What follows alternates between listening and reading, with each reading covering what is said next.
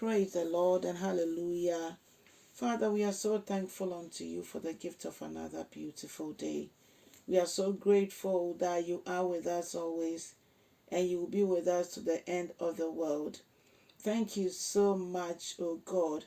We appreciate, O God, all that you do for us. Thank you for the gift of life. Thank you for our health. Thank you even for the things we do not even know about that you've done in our lives. We are so grateful. We pray that you help us understand you better, Spirit of God, so that even as we go through your word, Father, speak to our understanding. In Jesus' mighty name we pray with thanksgiving. Hallelujah. People of God, I welcome you once again to the program, How Do You Understand the Word of God? Today we'll take our devotional reading from Acts chapter 1, the verses 12 to 14. Acts 1, 12 to 14. Let's hear the word of God. The heading says, Matthias replaces Judas. Then the apostles returned to Jerusalem from the Mount of Olives, a distance of a kilometer. It means that it is not far. When they arrived, they went to the upstairs room of the house where they were staying. We know that they went with Jesus and now Jesus has gone. He has ascended into heaven and they returned to that place. Hallelujah.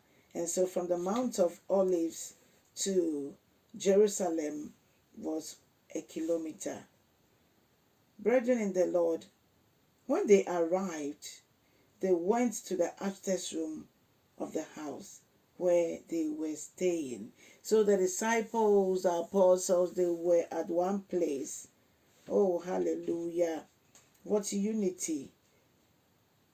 And it continues to say that here are the names of those who were present: Peter, John, James, Andrew, Philip, Thomas, Bartholomew, Matthew, James, we mean the son of Alphaeus, Simon the Zealot, and Judas, son of James. They all met together and were constantly united in prayer, along with Mary, the mother of Jesus, several other women, and the brothers of Jesus. So it means that before Jesus left this earth, his brothers also came to believe in him. They also came to know that Jesus is the Son of God. Oh, hallelujah. Because we believe that in his lifetime, there were times that we learned that his brothers told him, why don't you go to make a public show? Why don't you do this? And in their talking, you could sense that they had not believed him. They had not believed in him. And this time around, they are with the disciples. So it means that they came to understand that Jesus, although was their brother, he is God. Hallelujah. And that God has sent him into this world. Okay, we thank God so much. When Jesus left them, they did not sit idle. They rather continued in prayer.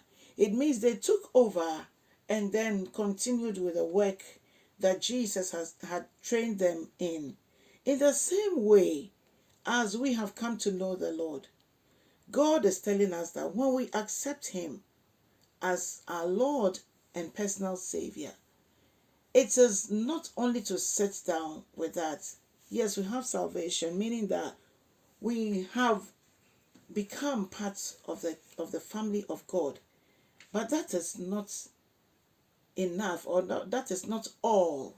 We have to move forward. We've been chosen to do God's work, just as the apostles were chosen to do God's work. So even as he trains us like he trained them and left the work for them, when we accept him and he gives us the Holy Spirit takes over and uses every Christian for his own glory. May we allow ourselves to be used by the Lord. May we avail ourselves that the Lord will use us. The apostles availed themselves, and the gospel has continued until now. We also have to pass the baton to the younger generation. God bless you so much, even as you do your part by sharing the word, by speaking to people, and by praying for other people. God bless you. Do the work of an evangelist. Let's win souls for Christ and allow the enemy to go to hell all alone. God bless you. Have a fruitful day and like this video too. Bye bye. We'll meet tomorrow too.